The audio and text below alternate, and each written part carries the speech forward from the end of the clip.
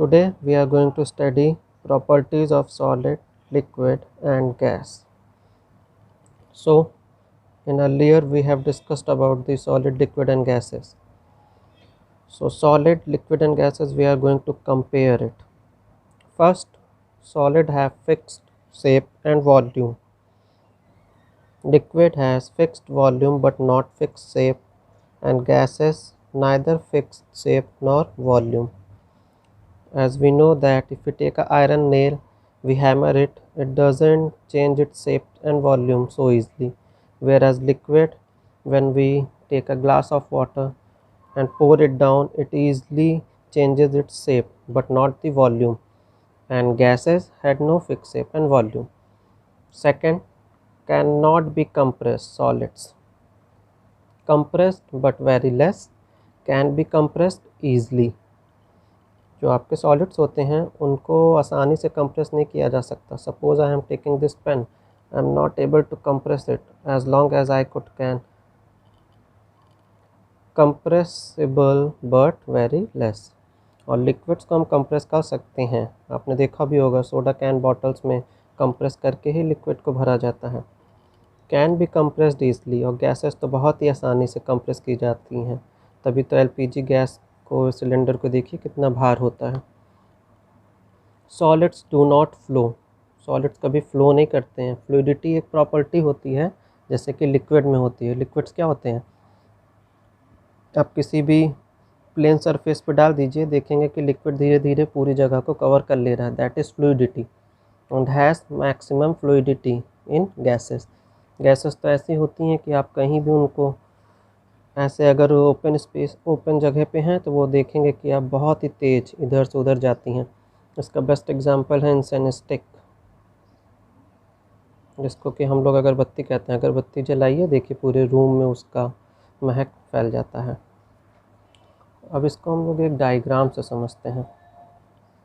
ये सॉलिड है, ये लिक्विड है और ये गैस है. अब सॉलिड के बिटवीन का आप देखिए स्पेस वेरी लेस. जो स्पेस होता है वो बहुत ही कम होता है. एज़ कम्पेयर टू लिक्विड देखिए, it has more space compare to solid. वही अगर हम गैसेस में आ जाएं तो देखिए स्पेसेस बहुत ज़्यादा हैं. बहुत ज़्यादा स्पेस है किसके, गैसेस में. लार्ज स्पेस होती हैं इनमें. और इंटरमॉलिकुलर डिस्टेंस देखें, वेरी लेस. इंटरमॉलिकुलर डिस्टेंस जो होती है बहुत ही कम होती है.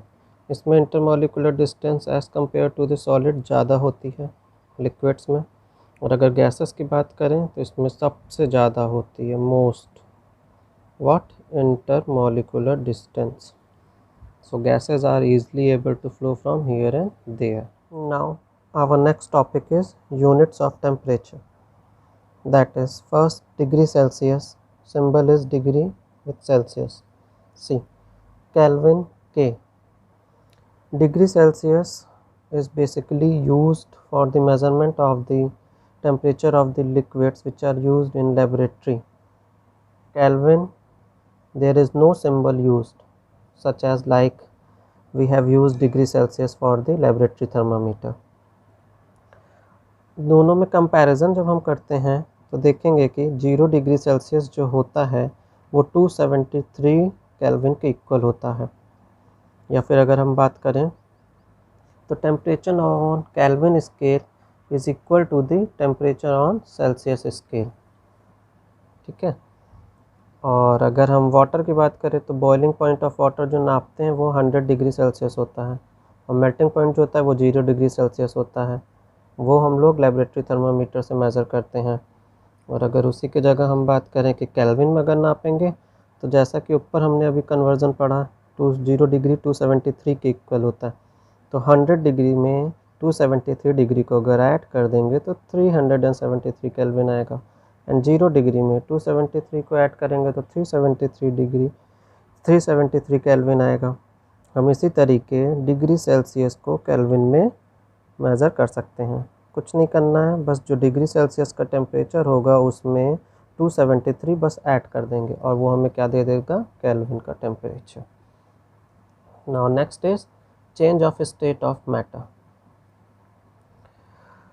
Change of state of matter could take place in two ways, that is by changing the temperature. एक टेम्परेचर को चेंज करके हम मैटर का स्टेट चेंज कर सकते हैं, और एक है bye changing the pressure. First बात करते हैं सॉलिड टू लिक्विड अगर हम चेंज करते हैं, जिसको कि हम मेल्टिंग कहते हैं. इसमें क्या होता है, temperature at which solid substance melts, पिघलते हैं उस टेम्परेचर पे, and change into a liquid, और मेल्ट होके वो किस में चेंज हो जाते हैं, लिक्विड में, eight atmospheric pressure is called its melting point. उसको हम कहते हैं उसकी melting point. And this happen when solid is heated sufficiently, it changes it's physical state and become a liquid. वो फिजिकल स्टेट अपनी चेंज करके किस में कन्वर्ट हो जाता है, लिक्विड में, और इसी को हम बोलते हैं change of solid to liquid, melting process ये कहलाता है. सेकंड है लिक्विड टू गैस चेंज, इसको बॉइलिंग या वेपोराइजेशन कहते हैं. This is the change in which liquid substance changes into a gas rapidly on heating, is called boiling. The temperature at which liquid boils and change rapidly into gas at atmospheric pressure is called boiling point of the liquid. ऐसा तब होता है जब liquid को हम गर्म करते हैं तो उसका फिज़िकल स्टेट चेंज हो जाता है गैस में, और इस प्रोसेस को हम बॉइलिंग कहते हैं. Now our next is gas to liquid change, condensation. इस प्रोसेस में क्या होता है, गैस लिक्विड में चेंज होता है. कब, जब उसको हम लोग ठंडा करते हैं, that is condensation. The process of changing a gas to a liquid by cooling, यहाँ पे हम लोग कूलिंग करते हैं गैस को, तो वो किस में कन्वर्ट हो जाएगा, वो लिक्विड में कन्वर्ट हो जाएगा. If we cool steam by lowering its temperature, it is converted into liquid water. Now next is liquid to solid change, that is known as freezing. जब लिक्विड को सॉलिड में change करते हैं तो क्या हो जाएगा, फ्रीज होगा. फ्रीजिंग के समय वो सॉलिड में कन्वर्ट हो जाएगा. ये भी प्रोसेस किसका है, रिवर्स प्रोसेस है. It is a reverse process of melting. The process of changing a liquid into a solid bye cooling is called freezing. ठंडा करने पे ऐसा होता है. चलिए अब हम लोग इंटर कन्वर्जन देखते हैं, कैसे सॉलिड से लिक्विड एंड लिक्विड से गैस में इंटर कन्वर्जन होता है. सॉलिड से लिक्विड में जब हम चीज़ों को ले जाते हैं तो हीट करते हैं, और जब हीट करते हैं तो वो होती है मेल्टिंग. और लिक्विड से जब गैसेस में जाता है तो अगेन हम लोग हीट करते हैं, और ये कहलाता है बॉइलिंग. अब अपोजिट आते हैं, अगर हम लोग कूल कर दें गैस को तो वो क्या होगी, कंडेंसेशन प्रोसेस हो जाएगी, जो भी हम लोगों ने ऊपर पढ़ा. और फिर से अगर हम लोग कूल कर दें तो वो कहलाएगी फ्रीजिंग. ठीक है बच्चों, तो ये पूरे प्रोसेस होते हैं सॉलिड से लिक्विड, लिक्विड से गैस, गैस से फिर लिक्विड, एंड लिक्विड से सॉलिड में interconversion. Now next topic is our sublimation. Sublimation simply क्या होता है, एक ऐसा स्टेट होता है जिसमें सॉलिड डायरेक्ट वेपर में कन्वर्ट हो जाते हैं. बीच में जो लिक्विड स्टेट होती है वो आती ही नहीं है. तो इसको हम बोल सकते हैं the change of a solid directly into gas on heating is called sublimation. इसके एग्जांपल की अगर बात करें तो है ammonium chloride, iodine, camphor, naphthalene, ये सब है. कैम्फर तो जानते हैं आप लोग, कपूर. वो बहुत आसानी से आप देखिए हाथ में लेके रखे रहिए, सॉलिड होता है और वो थोड़ी देर में वेपोराइज होके ऑटोमेटिक ही वो पूरा ख़त्म हो जाता है. Now our next topic is effect of change of pressure. क्या होगा अगर प्रेशर चेंज होगा तो physical state can also be change by changing the pressure. Pressure को चेंज करके भी हम सॉलिड लिक्विड गैस की फिजिकल स्टेट को चेंज कर सकते हैं. एग्जांपल देखते हैं गैसेस का. जैसे अगर हम अप्लाई कर दें प्रेशर और टेम्परेचर को लोअर कर दें तो जो हमारी गैसेस होंगी वो लिक्विड में कन्वर्ट हो जाएगी. ठीक है, हमने क्या किया, गैस के ऊपर प्रेशर अप्लाई किया, टेम्परेचर को लो किया तो वो लिक्विड में कन्वर्ट हो गया. लाइक सॉलिड कार्बन डाइऑक्साइड जो ड्राई आइस कहलाता है, ये बहुत ही ठंडे टेम्परेचर और हाई प्रेशर पे स्टोर किया जाता है so that it could be used. और ये आपका यूज़ होता है आइसक्रीम में एंड डीप फ्रीजिंग में, इन दोनों चीज़ में इसका बहुत ज़्यादा यूज़ होता है। Then next is our evaporation. Evaporation क्या होता है?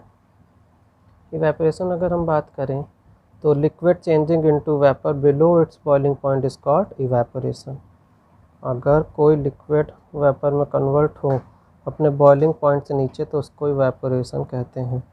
आपने देखा होगा जब हम पानी को बॉयल करते हैं तो वो बॉयल होने से पहले ही स्टीम भाप बन के उड़ने लगता है, that thing is evaporation. 100 degree Celsius पहुंचने से पहले ही वो 30 से 40 डिग्री सेल्सियस के आसपास स्टीम बनने लगता है, तो इस प्रोसेस को हम इवेपोरेशन कहते हैं।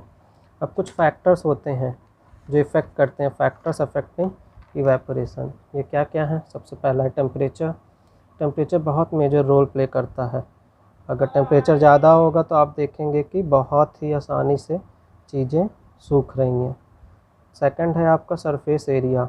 इसमें रेट ऑफ इवेपोरेशन जो होता है इंक्रीज़ करता है अगर सरफेस एरिया हम बढ़ा दें। जैसे कि आप कपड़े को कभी बाहर रखते हैं सूखने के लिए, तो अगर उसका सरफेस एरिया अच्छे से आपने उसको रखा है तो बहुत जल्दी सूख जाएगा। ह्यूमिडिटी होता है अमाउंट ऑफ वाटर वेपर्स और water droplets present in the atmosphere. अगर ज़्यादा ह्यूमिडिटी होगा तो आपको पता है रेट ऑफ इवेपोरेशन भी स्लो हो जाएगा। और विंड की स्पीड भी बहुत मैटर करती है। हवा तेज़ चलेगी तो जो कपड़ों के बीच के पार्टिकल्स होते हैं वहाँ से हवा आसानी से पास होगी, और पास होगी तो कपड़े भी आपके बहुत आसानी से सूख जाएंगे। Thank you.